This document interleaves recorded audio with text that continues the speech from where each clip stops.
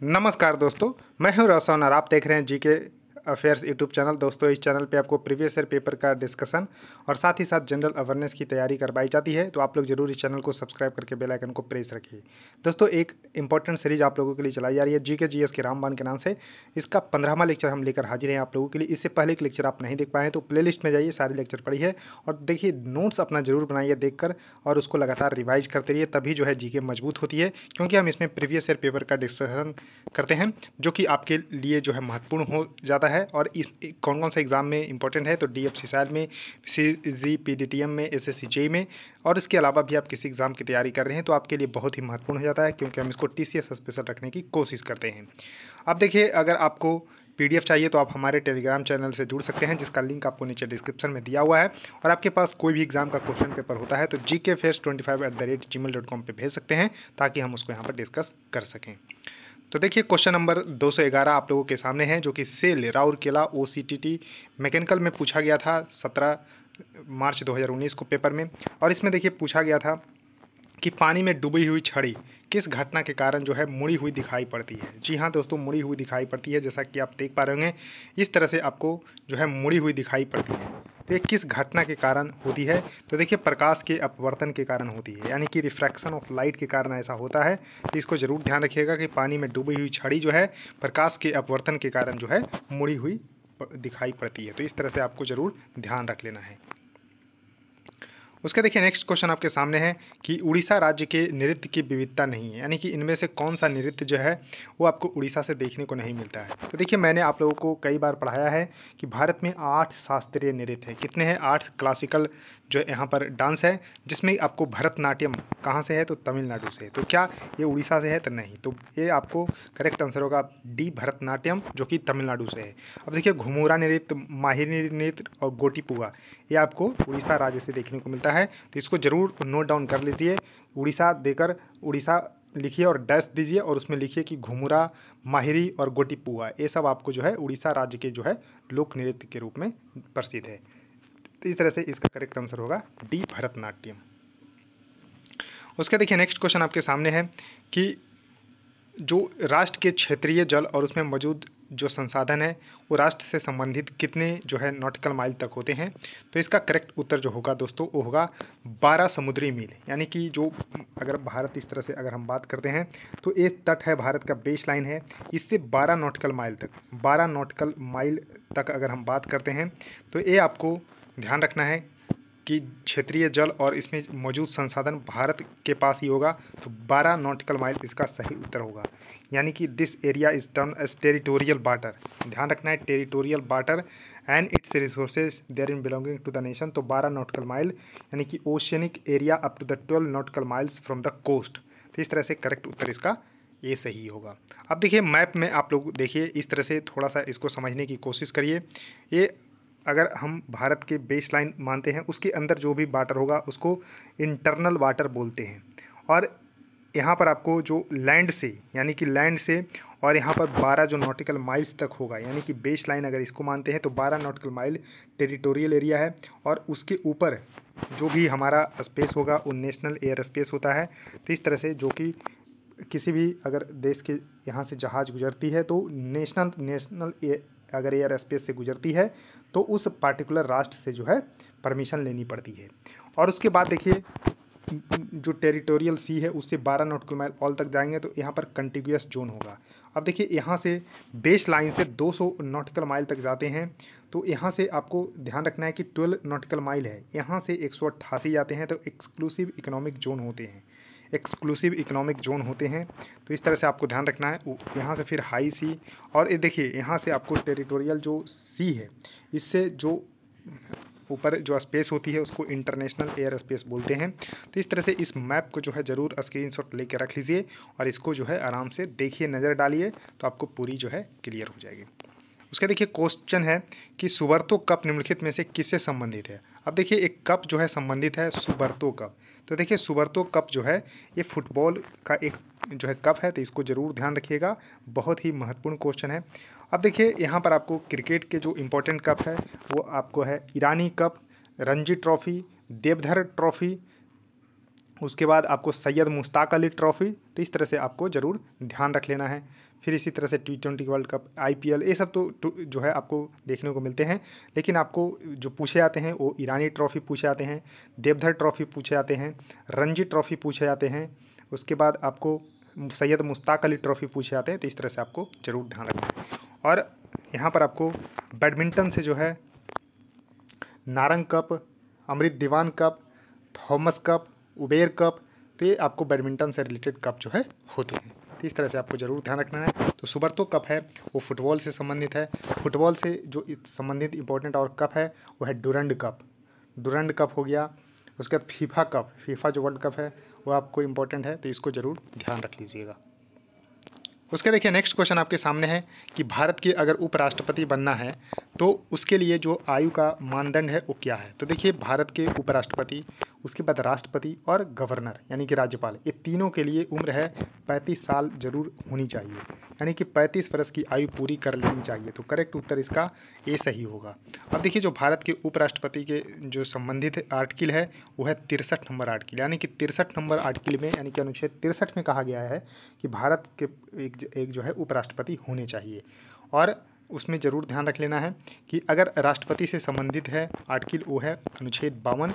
इसमें जो है कहा गया है कि भारत के एक उपराष्ट्रपति होने चाहिए, एक राष्ट्रपति होने चाहिए 52 और एक उपराष्ट्रपति होने चाहिए अनुच्छेद 63।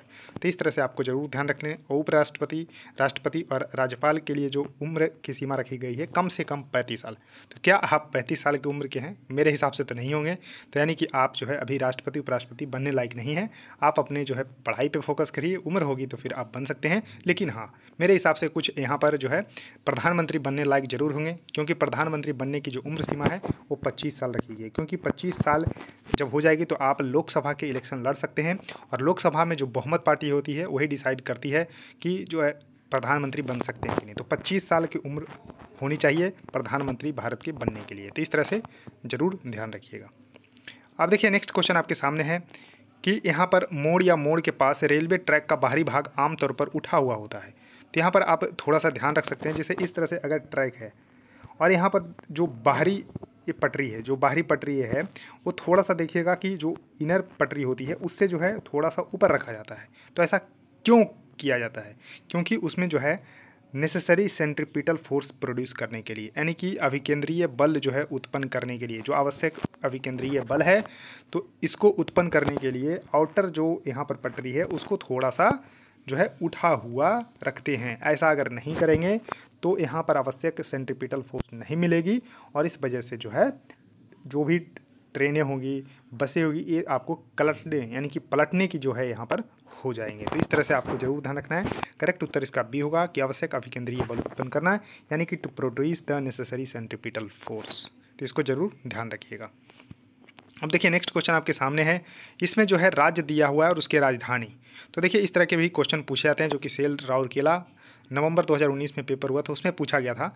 तो देखिए राज्य और राजधानी को सुमेलित करना था। तो देखिए सुमेलित इसमें आप जो है कर पाएंगे। तो इस तरह से आप ज़रूर ध्यान रखिए। तो देखिए छत्तीसगढ़, तो देखिए छत्तीसगढ़ अगर हम बात करते हैं तो इसकी रायपुर है। तो आप देख पा रहे होंगे कि ए के 4 में आपको जो है कहाँ पर देखने को लगा। तो देखिए ए, सी और डी, तो बी तो वैसे ही कट गया। उसके बाद आप देख पा रहे होंगे यानी कि छत्तीसगढ़ की हो गया रायपुर, तो यानी कि ए का 4 हो गया। उसके बाद आप देख पा रहे होंगे कि तेलंगाना का हो गया हैदराबाद, यानी कि बी का 5। तो देखिए बी का 5 यहाँ पर ए में नहीं है, तो ए भी कट गया।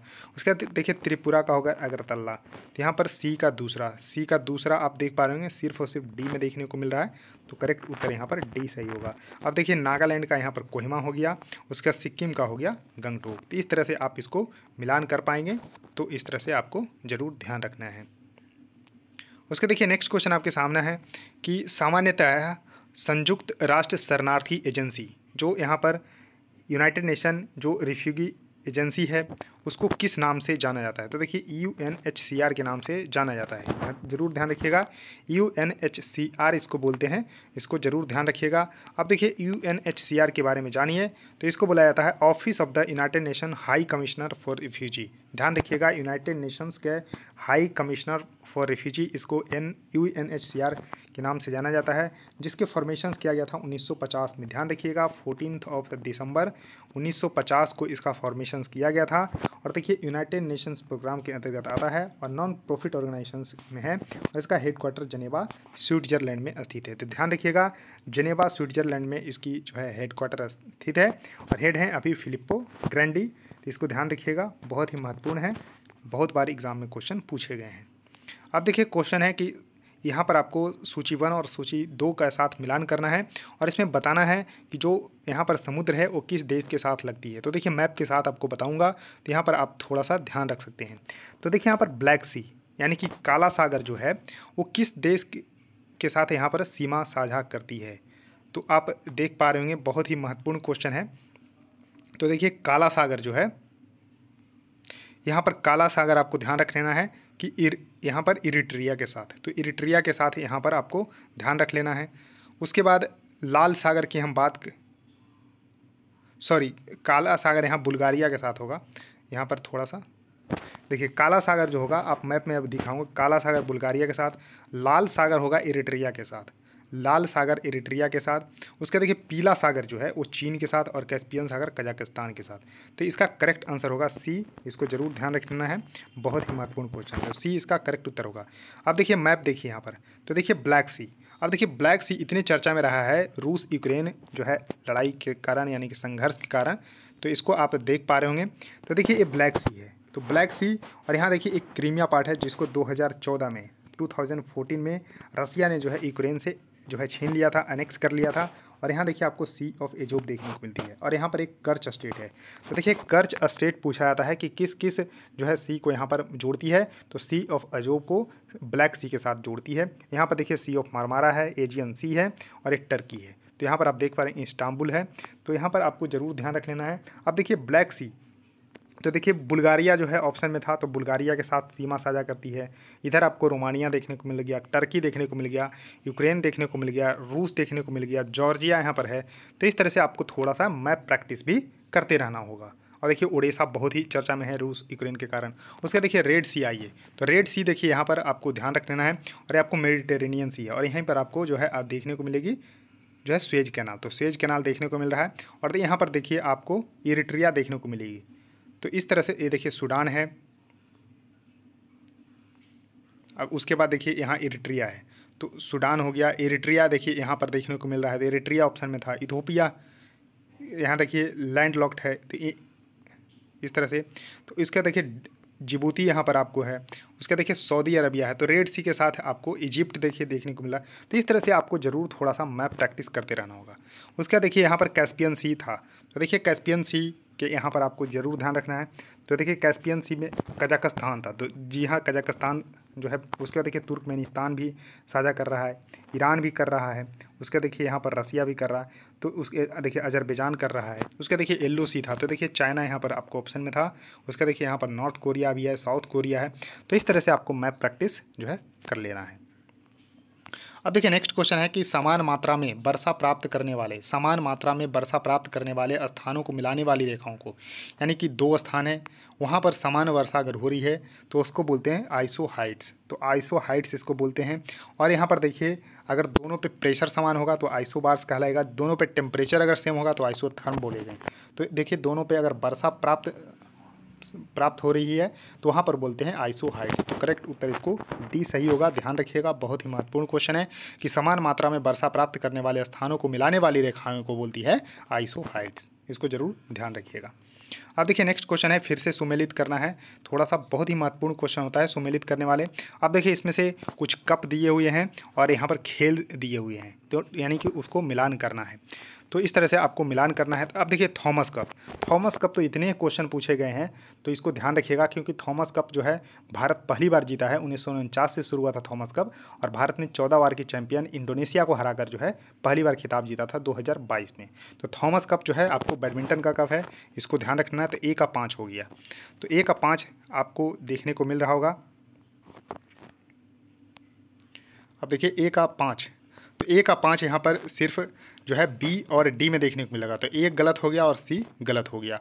उसके देखिए तो यहाँ पर आपको थॉमस कप आपको बैडमिंटन से हो गया। फीफा कप तो यहाँ पर फुटबॉल से है, जो कि 2022 में हुआ कतर में, जिसको जो है अर्जेंटीना ने जीता फ्रांस को हराकर।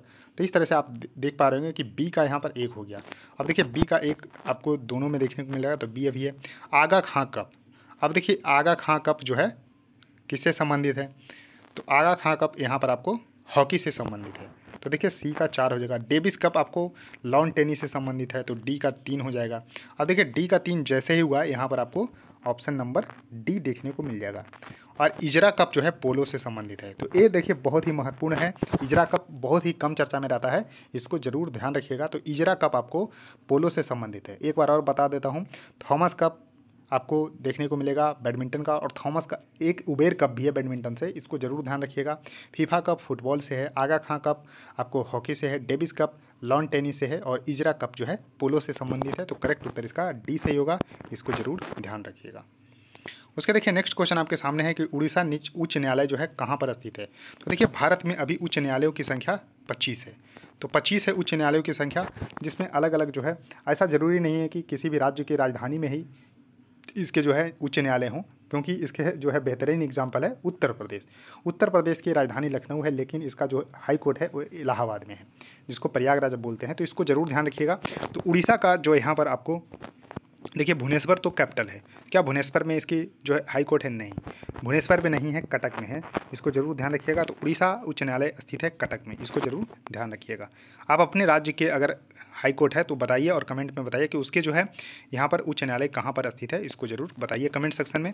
उसका देखिए रतौंधी किसकी कमी के कारण होता है। तो देखिए जो रतौंधी बीमारी होती है वो विटामिन ए की कमी के कारण होता है। तो करेक्ट उत्तर इसका ये होगा, यानी कि नाइट ब्लाइंडनेस जो है वो cause due to deficiency of vitamin A, इसको जरूर ध्यान रखिएगा।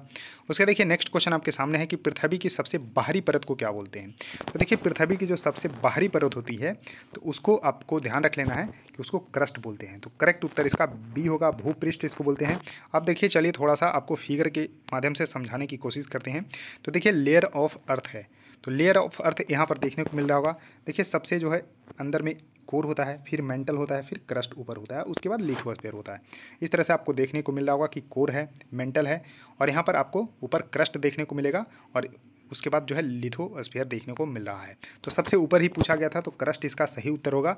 और इसमें देखिए आप सॉलिड फॉर्म में जो है कोर 2 पार्ट में होता है, इनर कोर जो कि सॉलिड, फिर लिक्विड, तो इस तरह से, फिर मेंटल जो है रिजिड, प्लास्टिक रिजिड। तो इस तरह से आपको थोड़ा सा ध्यान रखिएगा। लिथोस्फीयर सबसे ऊपरी पार्ट को यहाँ पर बोलते हैं, इसको जरूर ध्यान रखिएगा।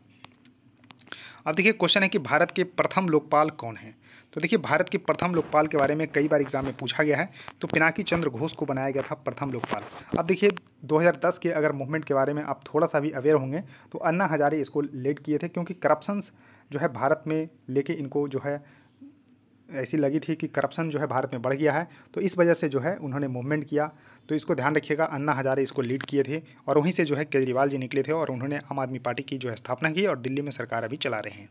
तो यहाँ पर आपको ध्यान रखना है कि जो लोकपाल है वो उसको टर्म की जो क्वाइन किए थे वो किए थे एरम सिंघवी 1963 ईस्वी में। अब देखिए 1963 में जो है क्वाइन किए थे कि लोकपाल एक होना चाहिए, लेकिन भारत में 2013 में, तो 2013 में एक एक्ट पास किया गया, लोकपाल एंड लोकायुक्त एक्ट 2013। ये कई बार एग्जाम में पूछा गया है कि लोकपाल जो एक्ट है कब पास किया गया था। तो लोकपाल एंड लोकायुक्त एक्ट जो है 2013 में पास किया गया। इसके बाद जो है लोकपाल का फॉर्मेशन किया गया 19 मार्च 2019 को। ध्यान रखिएगा 19 मार्च 2019 को इसका फॉर्मेशन किया गया। और पहले यहाँ पर जो है बनाए गए फर्स्ट लोकपाल पिनाकी चंद्र घोष को बनाया गया था, और ये 70 साल तक अपनी सेवा दे सकते हैं। और अभी अगर बात करते हैं कि लोकपाल कौन है, तो प्रदीप कुमार मोहंती हैं। ध्यान रखिएगा अभी पिनाकी चंद्र घोष नहीं है, अभी हैं प्रदीप कुमार मोहंती करेंट जो लोकपाल है, इसको जरूर ध्यान रखिएगा, बहुत ही महत्वपूर्ण है, इसको जरूर ध्यान रखिएगा। तो दोस्तों इस वीडियो में इतना ही। आई होप आपको ये सीरीज बिल्कुल पसंद आ रही होगी, तो जरूर लाइक कर दीजिएगा वीडियो को, और जितना शेयर कर सकते हैं दोस्तों करिए, और देखिए चैनल को जरूर सब्सक्राइब करके बेल आइकन को प्रेस रखिए। सो थैंक यू दोस्तों, इस वीडियो में इतना ही, धन्यवाद।